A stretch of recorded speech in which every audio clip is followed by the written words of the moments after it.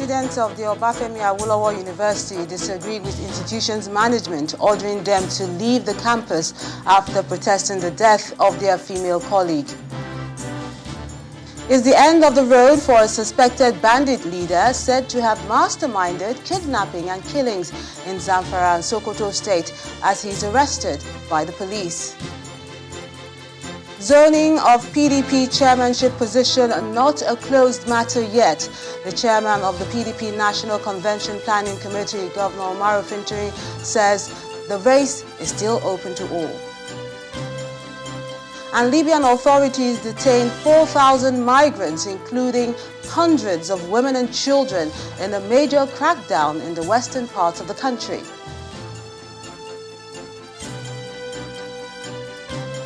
On business news tonight, International Monetary Fund warns that the $2 trillion cryptocurrencies market could cause new problems to global financial stability. And on sports news tonight, veteran striker Zlatan Ibrahimovic pulls out of Sweden's squad for the upcoming World Cup qualifiers due to injury.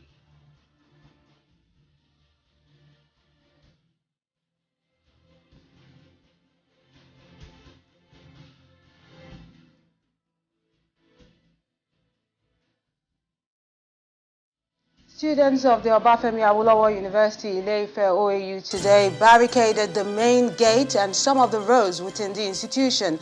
This follows the directive by the management of the university asking all students to leave the school premises before noon today. A protest had erupted on the campus after the death of a 24-year-old Wumi Adeshina, a 400-level student of the Department of Foreign Languages, on September the 30th. However, the students were later seen leaving the campus in compliance with the school management's order. Students of the Obafemi Awolowo University, Ile-Ife, stormed the streets within and outside the campus, protesting against the closure of the school by its management following the death of a final-year student.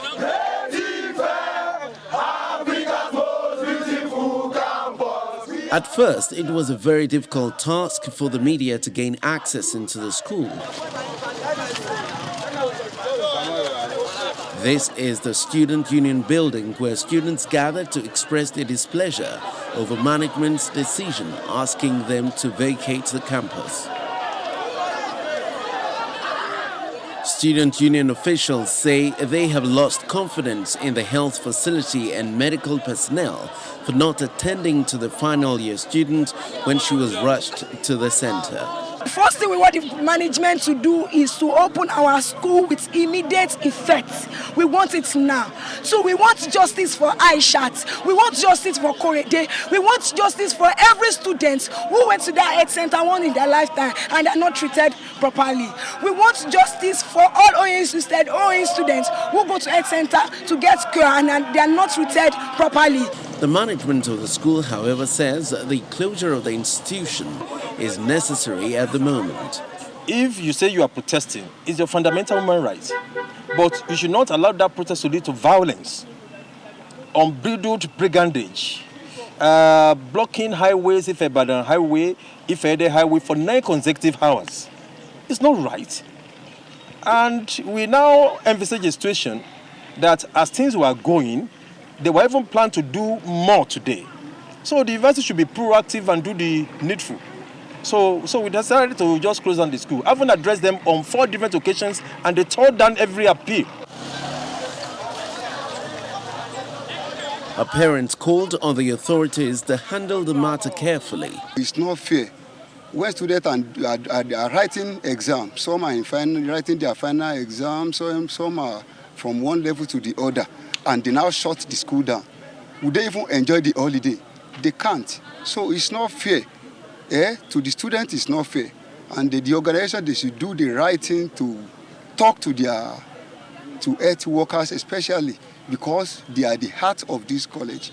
Meanwhile, some of the students are moving out with their luggages from the campus in compliance with the school's directive. The suspected bandit leader, Bello Ruga, popularly known as Bello Dan Malankara, has been arrested by the Zamfara Police Command in one of the bandit camps in the state. Bello Ruga is said to have worked together with one Kelecha Tuji in Zumi and Shinkafi axis of Zamfara and neighboring Sokoto state.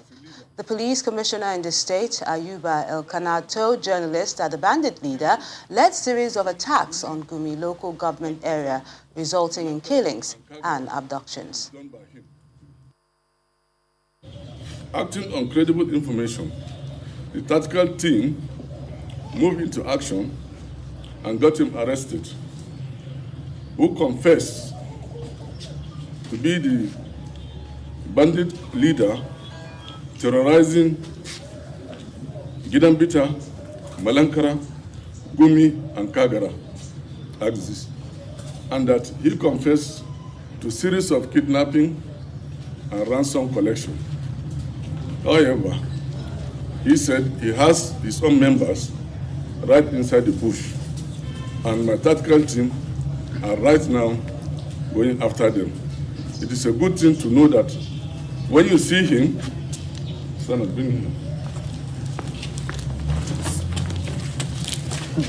as innocent as he looked, he's a terrible bandit. He served under the popular bandit Truji. When he became a commander, he decided to form his own cell. So as you see him in the bush, he's known as Bello Dan Malankara, as a leader with his own group. All the kidnappings, killings within Gumi, Dambita, Malankara, and Kagara is done by him. Still on security matters, but this time in Lagos, where retired Air Vice Marshal Sikiru Smith, who was abducted by gunmen in the Aja area, has regained his freedom. The Lagos State Commissioner of Police, Hakeem Odumosu, says he personally handed over the victim to his family around 4 this morning. According to the Commissioner, persistent operational activities along the border corridors of Lagos and the recent onslaught on kidnappers in the forest led to the release of the retired Air Vice Marshal. Police was alerted of AVM Smith's abduction by his orderly, who raised an alarm that his boss had been whisked away by masked armed men in a speedboat while in the Aja area of Lagos. Kidnapping has been identified as the biggest security challenge in Edo State. This is coming from the state's Joint Security Council, which states that a total of 101 notable crimes were committed, with kidnapping topping the list for the month of September. Governor Godwin Obaseki, who addressed journalists after the council meeting at the government house in Benin City, the state capital, notes that the statistics revealed an improvement in the crime situation across the state. We've just reviewed the security situation in Edo State. As you may already know, every month we hold a Security Council meeting where we review all this security situation, including every incident of crime that was reported for the period. So we reviewed the data for crime in the states from the 1st to the 29th of September today. And we found a slight improvement with about 101 incidents compared to last month, which was slightly higher. Kidnapping still tops the list of crimes, followed by homicide and drugs. But we noticed that this month, the security agents have been able to dislodge kidnappers from the Benin-Ekpoma axis, and for the period under report, there was no incident of kidnapping between Benin and Ekpoma. But unfortunately, some of those kidnappers who were dislodged from that axis have strayed into other areas like Benin Agbo, and in some cases towards the Benin Agbanikaka, Benin or Owo axis of the state. But they have enough intelligence, they have enough information, and they're working very, very hard to make sure that we stamp out every incident of kidnapping from the state. From security, we talk politics. The chairman of the People's Democratic Party National Convention Committee and governor of Adamawa State, Umaru Fintiri, says the issue of who leads the country in the 2023 elections has not yet been concluded. According to him, the final decision on the resolution of the PDP Zoning Committee will be taken by the party's National Executive Council. Governor Fintiri stated this while addressing the media on arrival at the Yola Airport from Abuja. The zoning committee, led by the governor of Enugu State, Ifeanyi Ugwuanyi, had announced their decision to zone the PDP chairmanship position to the north. The zoning committee, having been mandated by the neck of the party, have taken their decision yesterday. And it will be communicated to us back to NEC for us to take a final decision on it. But I think whatever decision the party have taken is in good faith and is for the interest and the unity of Nigeria, and is all geared towards winning 2023 election. I still believe that the possibility of every Nigerian to vie for his interest for whatever position is still open. Nothing has been foreclosed, so we will continue to negotiate, we will continue to discuss, and we will continue to talk among us in order to get the best candidate that will lead this country in 2023. The National Health Insurance Scheme, NHIS, remains the government's main vehicle for achieving universal health coverage if the needed reforms are carried out. This is according to the Minister of State for Health at a meeting with heads of some federal medical centers in Abuja. The meeting was called to discuss how to achieve universal health coverage in the country. The Minister of State for Health and top executive members of tertiary health institutions in Abuja are attending this conference, and the crux of the discussions here center on how to achieve universal health coverage in Nigeria. Universal health coverage is a United Nations concept that strongly recommends that individuals and communities have access to health services they need without suffering undue financial hardship. The Minister of State for Health says the National Health Insurance Scheme is the government's main vehicle to making the concept a reality.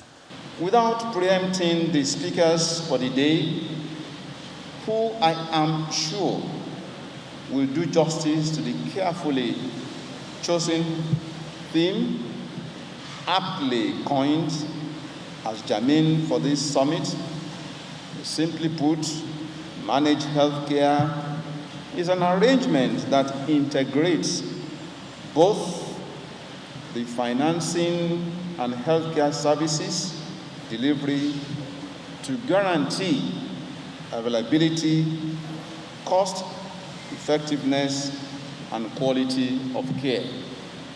The National Health Insurance Scheme, NHIS, is clearly the most visible and widely available vehicle of government, carefully put together by way of legislation to achieve these lofty ideals. Less than 10% of Nigeria's population is covered by the Nigeria Health Insurance Scheme. The majority of the enrollees are civil servants who pay 10% of their basic salaries as premium. Over 76% of citizens in the country pay for health services at the point of delivery. If the National Health Insurance Scheme is to deliver universal health coverage for Nigeria, things may need to change. The tariff for care, for delivery of service, the rate which the NHIS had for treating patients is abysmally low. We all know when NHIS came into being, and since that time there has not been review. And so many things need to be reviewed, including the tariff and also what are those diseases that are on the exclusion list. We have to look at them and also see how they can be captured accordingly. Nigeria has very poor health indices, as 917 maternal deaths are recorded per 100,000 live births, and the infant mortality ratio is as high as 74.2 deaths per 1,000 live births as at 2018. In part 2, after the break, find out what efforts are being made by relevant bodies to ensure the country produces its own COVID-19 vaccine. That's in a moment. Stay with us.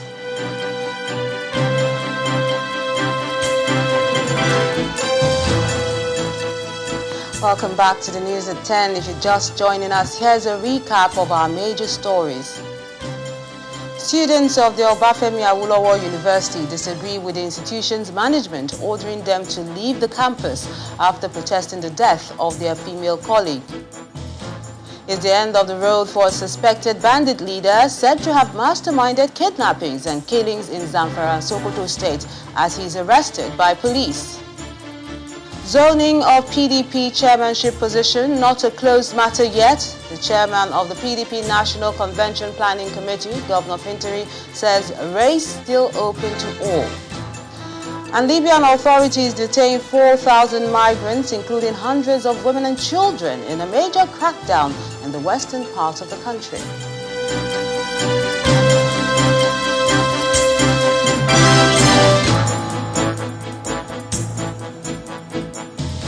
The River State Governor, Nyesom Wike, says the remedy to foreign medical tourism and continuous strikes in Nigeria's healthcare sector is not far-fetched. The governor believes that the provision of the right infrastructure, improving welfare for medical practitioners, and providing training opportunities for professionals are approaches to solving the long-standing problem. Governor Wike stated this while inspecting different medical project sites in Port Harcourt. We have all it takes to improve on our health sector, provide the necessary facilities. We have our doctors. All you need to do is training and retraining. There's nothing. Look at government hospital. Look at how people troop in there because the basic facilities are there and the doctors are willing, committed to work because of the environment they have found themselves. If we give our people the required environment, and give them the facilities, the tools to work. There's no need of us traveling to overseas. When people come to government clinic, they look at the facilities. It's not what we see overseas. So we can replicate it here in Nigeria. So my own motivation is that if I have opportunity to travel overseas, what of others who don't have the opportunity? Must they die simply because they don't have opportunity? It is the obligation of government to make sure that our citizens are given the best in terms of protecting their life. It is a responsibility of government to protect life. Protecting life is not only bringing security men. No, it's part of providing health care. It's part of protecting life. So for me, it is our responsibility. And so you must do everything you can to see that you try to save the lives of our people by making sure that our healthcare system, our healthcare delivery system is working, and the doctors are also giving the best for them to, and them, the doctors too, should be committed to doing their job.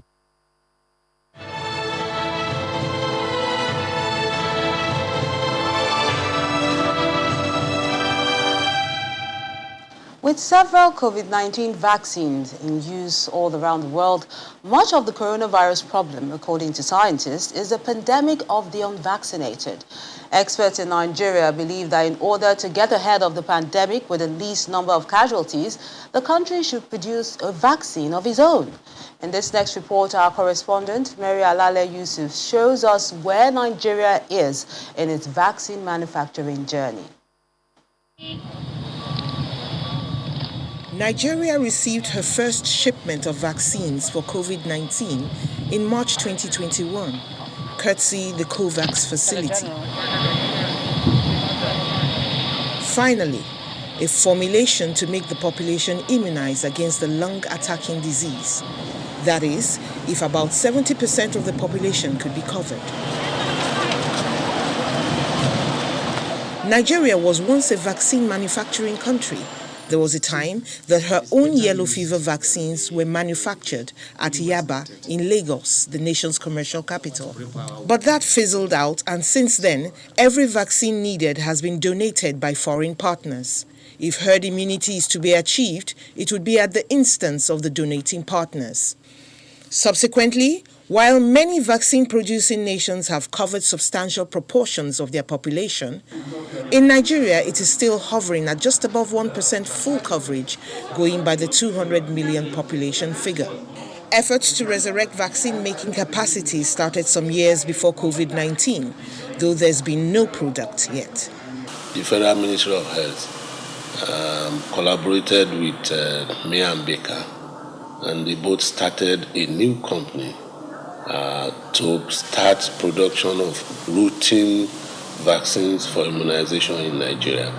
The House Chairman of the COVID-19 Ad Hoc Committee throws light on the fate of 10 billion naira, which was voted for local vaccine manufacture. We discovered that there was an issue with the land where the facility is, and investigations showed that we need to pay 1.24 billion to secure the land completely. That has been done. So the remaining 8.76 billion is still there in the CBN, and we are going to use it to start procuring all vaccines manufactured, because even when they manufacture, the federal government still have to buy it. Though the use of part of the money for something other than manufacture may be a story for another day, many are underscoring the urgency for a revival of Nigeria's vaccine-making capacity. We have 4 or 5 more indicators to be able to get to maturity level 3. And I think thereafter, we'll be able to start manufacturing vaccine in Nigeria. There is ongoing talks at the very highest level with people who are regarded as the eminent Nigerians group, which is Nigerians who hold very high offices in the international space, working together with DGs like myself and a few other stakeholders in the sector as regards putting together a countrywide integrated approach towards ensuring that local vaccines production entities emerge in Africa. According to the Director General of the Nigerian Institute of Pharmaceutical Research and Development, there are now some candidate vaccines under consideration. When pressed, he would not reveal the candidates, but Channels Television discovered the Nigerian Institute for Medical Research is one of those taking a shot at vaccine manufacture using the design of a protein subunit of the COVID-19 virus. The challenge was that when that was designed, we could not produce it in country.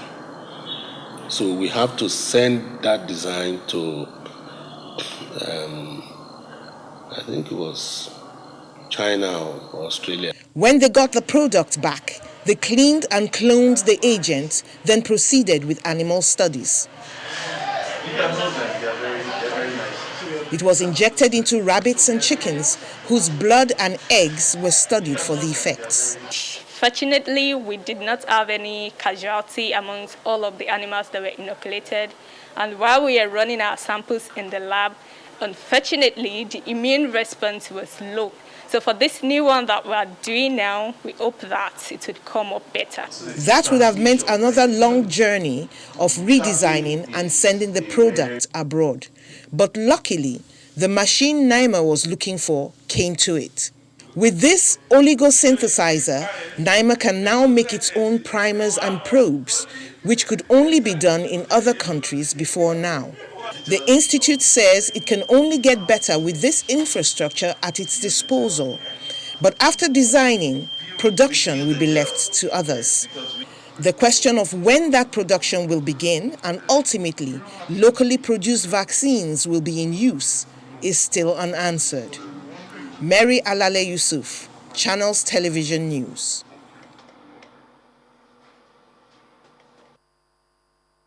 Staying with the issue of medical research, Governor Aminu Tambuwal of Sokoto State is calling for more investment at the academic level to find solutions to existing and emerging viral diseases. Governor Tambuwal, who was represented by the head of service at the opening ceremony of the Scientific Conference of Specialist Medical Doctors and Academics in Sokoto State, said the impact of diseases on socio-economic and human existence is enormous. Academics and research are the two sides of a coin. Without research, I wonder what the life will be if a disease or two can wipe 150 million souls from the face of the earth. And as I'm talking to you now, financia have been discovered on these two killer diseases, one of which is tuberculosis. Tuberculosis is completely curable. Completely curable. Now I wonder if tuberculosis can contribute to the death of 150 million, if it is not curable, if researchers have not uncovered financial. So that's why it is important for us to recognize the place of academics, people that have dedicated their time to research, to bring forth solutions to our problems in Medicare.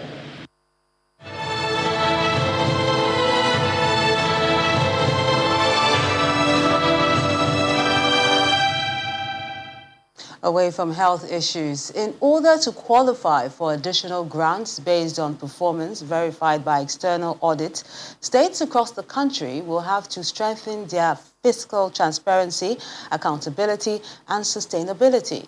A communications specialist in the Fiscal Transparency, Accountability, and Sustainability Program, Mr. Ibrahim Mohammed, stated this after assessing some facilities under the program in Benin City, the Edo State capital. The agency is monitoring the fiscal processes in state, especially their expenditure from the $750 million World Bank approved for the program. A delegation from SIFTAS, accompanied by journalists, is at the Edo State Geographic Information Service, GIS office.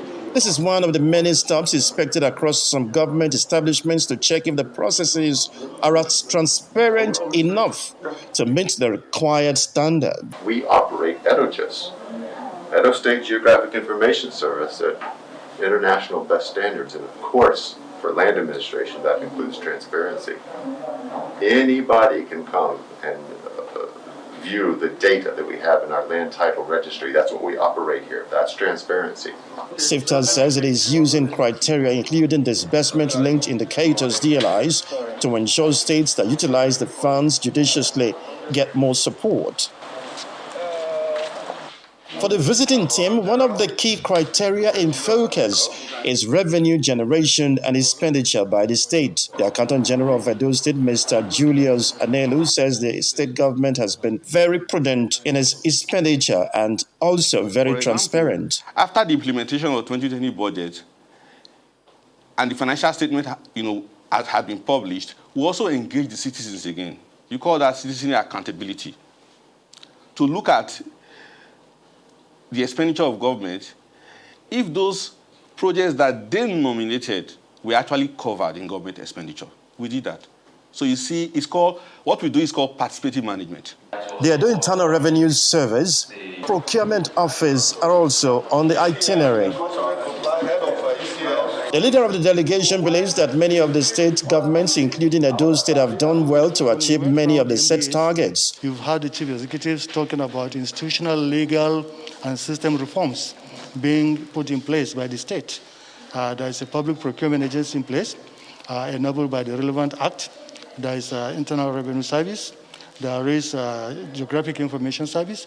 All these are agencies established by laws.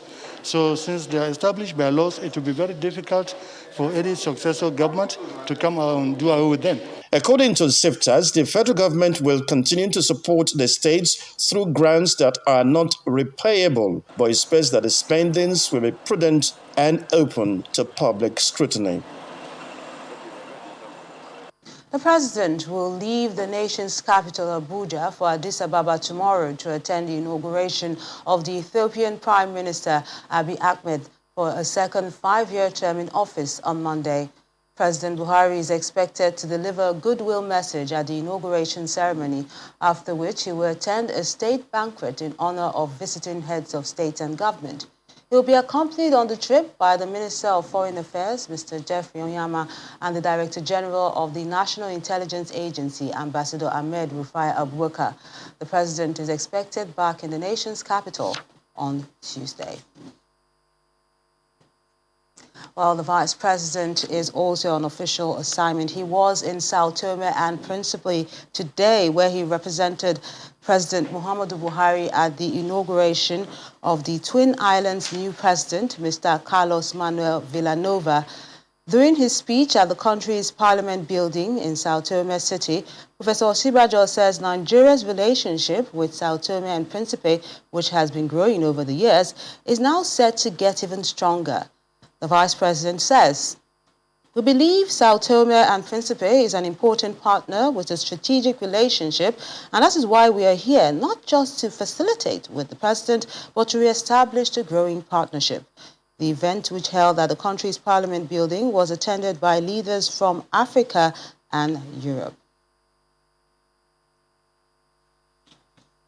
The Ogun State government is calling for an attitudinal change, collective responsibility, and more advocacy towards drastic reduction of carbon emission into the atmosphere and eventual zero generation. This call was made by the State Commissioner for Urban and Physical Planning and Special Advisor to the Ogun State Governor on Environment, Mr. Ola Oresonya, during a press conference heralding the celebration of this year's World Habitat Day. He said the government is initiating more urban action towards reducing carbon emission to ensure a healthy living in the state.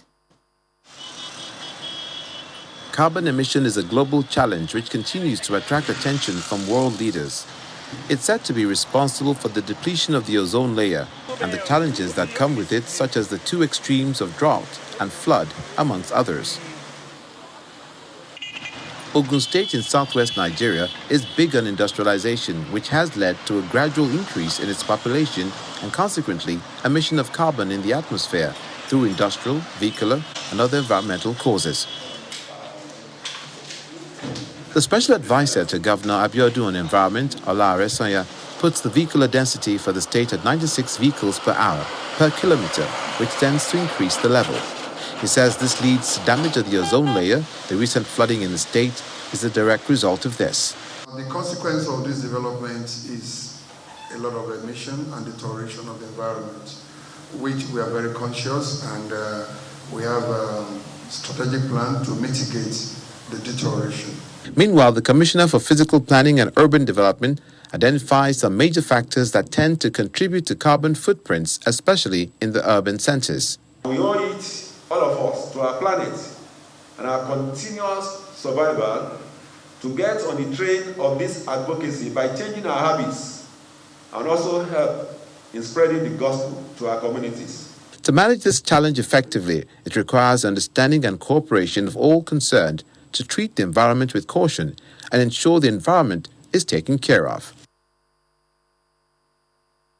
In Lagos State, the government says plans are on the way to lay electricity and gas cables on the ground. The General Manager of the State Infrastructure Maintenance and Regulatory Agency, Bisoye Koka Odusote, explains that the initiative will put an end to damage done to roads while laying cables and pipes. The Unified Duct Infrastructure Project of the state government is a 6-way system expected to eliminate digging of the roads. What a lot of people don't understand is that the right-of-way is actually in the setback of the road, not on the actual road itself. So we have done quite a lot of awareness, engaging with the telecom operators and the other utility infrastructure operators to enlighten them and educate them on this, to let them know that it's supposed to be in the setback, not on the actual road. So one of the things that the Ministry of Works and Infrastructure is doing is ensuring that they're putting in place the longitudinal ducts, the transverse ducts, and the cross ducts. So once these facilities are in place, they don't need to cut up the road anymore. They will just pass their cables underground through the access that's been made available. So that's our focus. So it's a teamwork effort. We're also ensuring that going forward, we're also looking into ensuring that we have a similar facility in place for the power sector on the ground and also for the gas sector on the ground. For months now, Residents of states in the southeastern region of the country have been observing a sit-at-home advice inspired by the proscribed indigenous people of Biafra, IPOB. What originally began as a sign of honor for victims of the Biafran War seems to have become a norm, as residents are forced to stay away from their normal activities every Monday.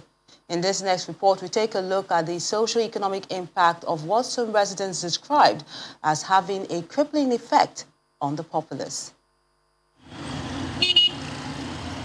Following the sit-at-home order by the leadership of the proscribed indigenous people of Biafra in the southeastern states, Mondays have since become a regional weekly holiday.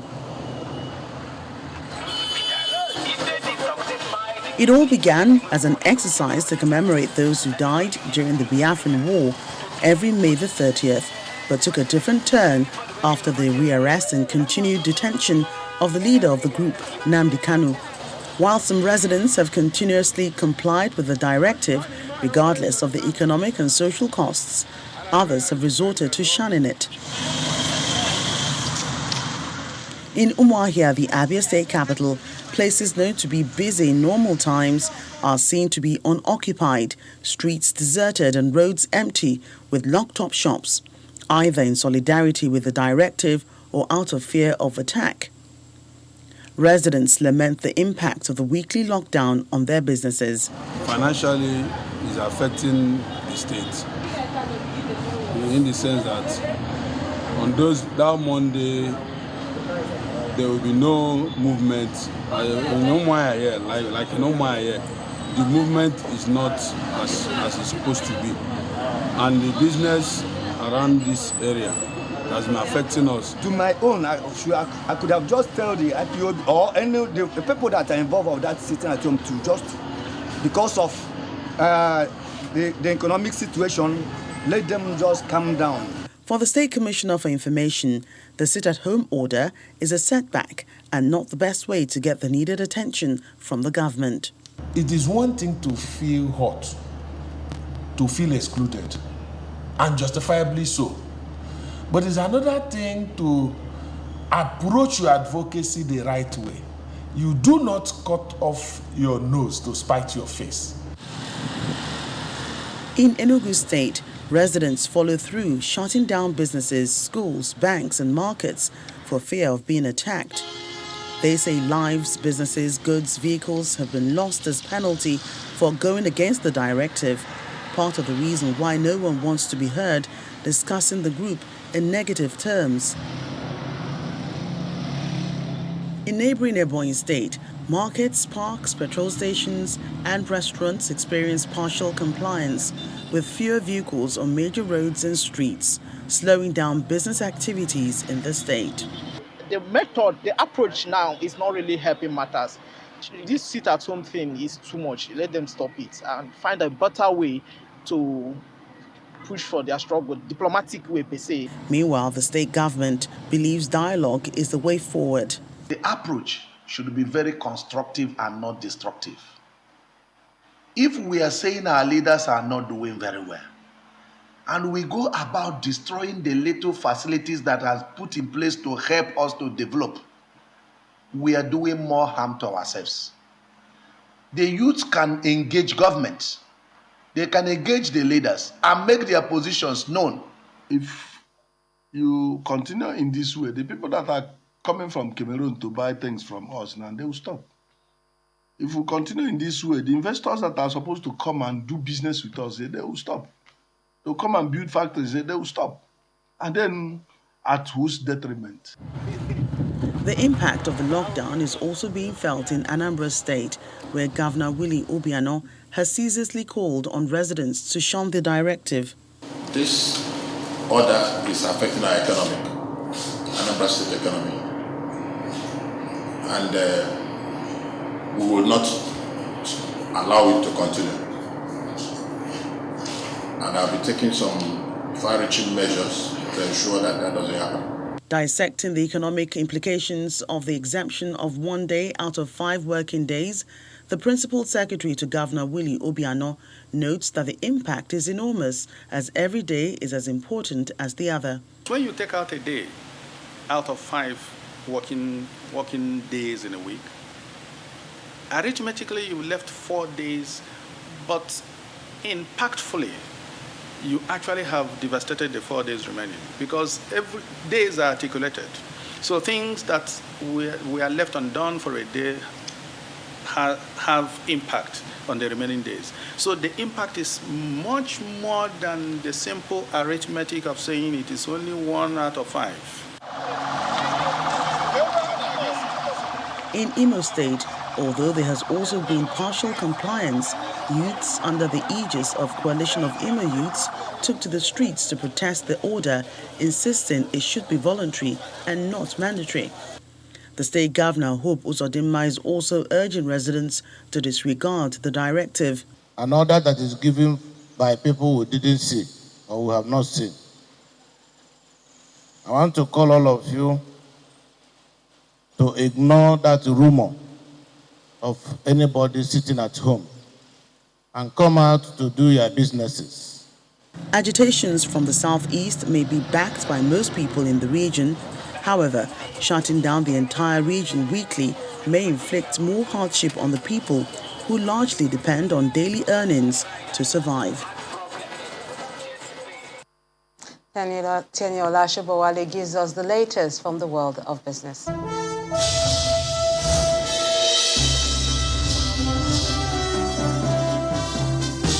Thanks a lot, Melinda. Welcome to Business News. The adoption of cryptocurrency in emerging markets can threaten global financial stability, and that's according to the International Monetary Fund. In a chapter from its forthcoming Global Financial Stability Report, the Washington-based International Finance Institution said the tenfold increase in crypto assets market value to more than $2 trillion since early last year required more active and collaborative supervision by governments, as many of the new entrants lacked robust governance and risk practices. The IMF recommends that tougher regulation is needed to prevent the rapid growth in cryptocurrencies from leading to financial instability, defrauding of consumers, and funding terrorism. President of the Manufacturers Association of Nigeria, Mansa Ahmed, has been speaking on some of the challenges confronting the sector in spite of its seeming contribution of 10% to the nation's economy. According to the MAN president, some of the challenges confronting the sector include insufficient supply of foreign exchange and poor infrastructure, which has led to an increase in the prices of goods. The manufacturing sector in Nigeria is highly dependent on availability of foreign exchange because much of the inputs we use in our manufacturing are imported. And to that extent, every time foreign exchange becomes less available, our capacity suffers. Every time foreign exchange becomes more costly, our cost competitiveness suffers.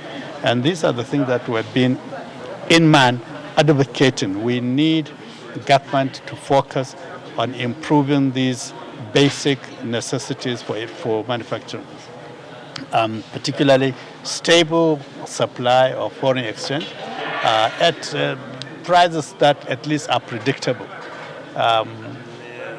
Also, continuous improvement in infrastructure, particularly, for instance, we have been obviously hamstrung by the congestion at the main port, the Apapa port, over many years.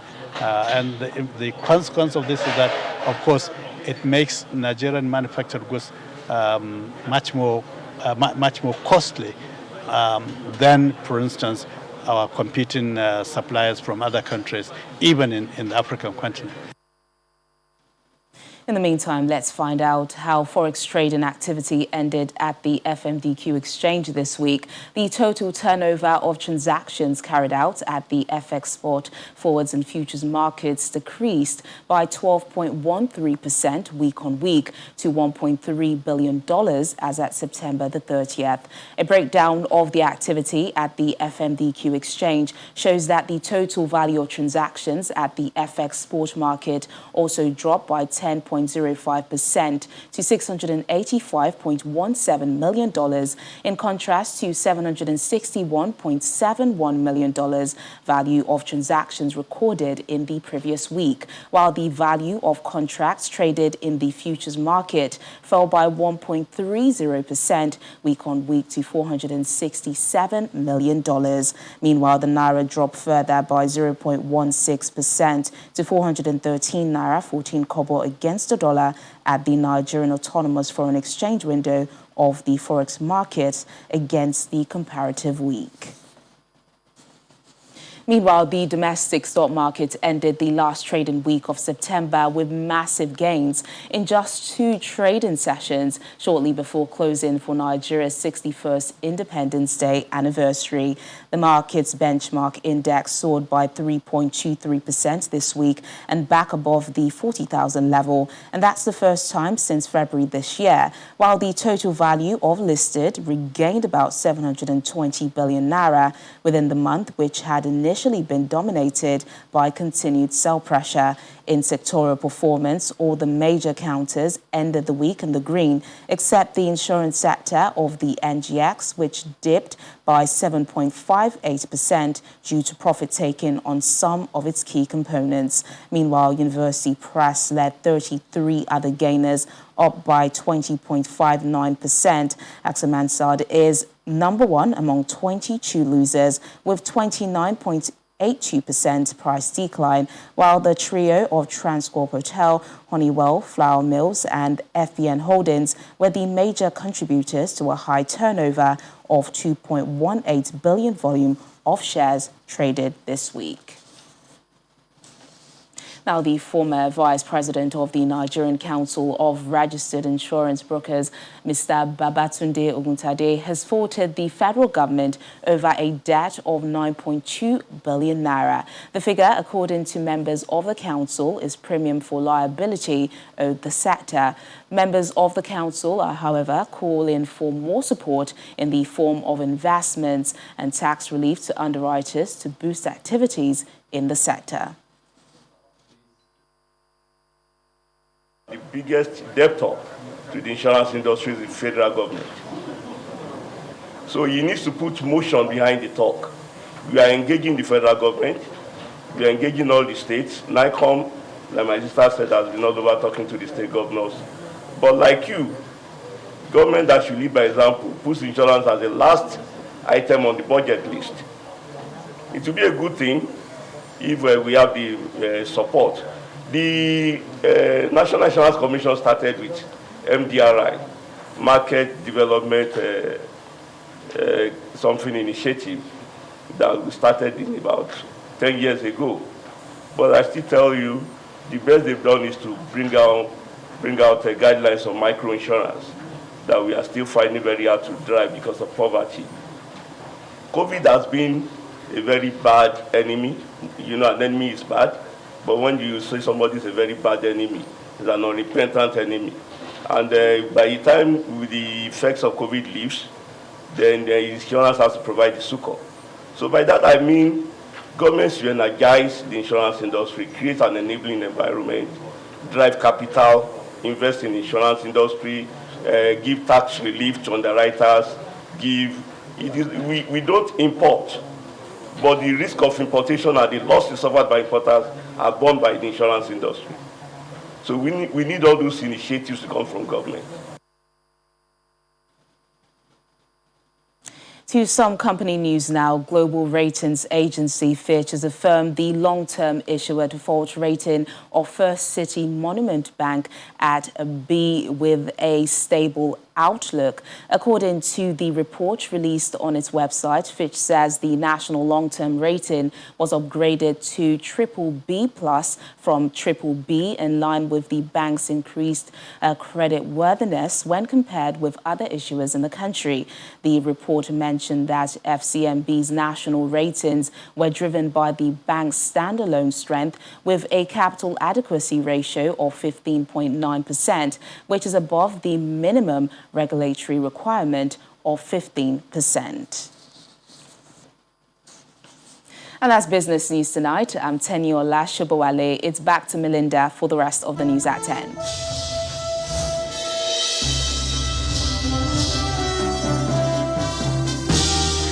thanks, Teniola. And for the latest in the world of sports, here is Kayode Alayode.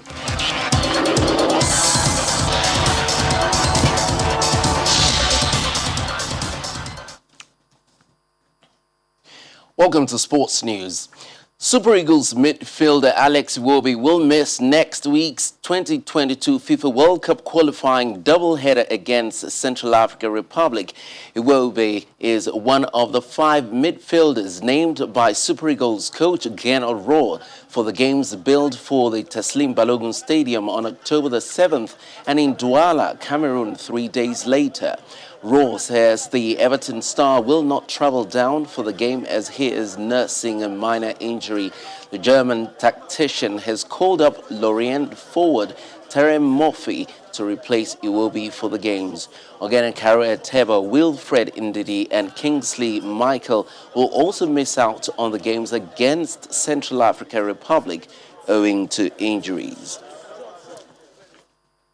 In the English Premier League, Andros Townsend's second-half equaliser cancelled out Anthony Martial's goal and earned Everton a deserved point against Manchester United at Old Trafford. Burnley and Norwich's wait for a first Premier League win of the season goes on after the two sides played out a goalless draw at Turf Moor. Thomas Tuchel's side bounced back from consecutive defeats and moved top of the league table after beating Southampton 3-1, courtesy of goals from Trevor Chalobah, Timo Werner and Ben Chilwell. In other matches, Leeds beat Watford 1-0 at Elland Road, while Wolverhampton Wanderers beat Newcastle United 2-1 at the Molineux Stadium. In the last game of the day, Brighton held Arsenal to a goalless draw at the American Express Community Stadium. And Zlatan Ibrahimovic has pulled out of Sweden's squad for their upcoming World Cup qualifiers due to injury. The striker, who turns 40 on Sunday, has played only once this season for AC Milan, scoring as a substitute in a win over Lazio last month. He ended a near 5-year retirement from international football in March, with the aim of playing at the Euro 2020, but missed the tournament with a knee injury.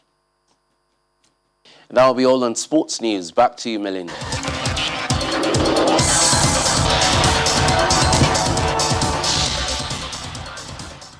Many thanks, Kayode. On the international scene, a major crackdown in western Libya has resulted in the detention of 4,000 migrants, including hundreds of women and children.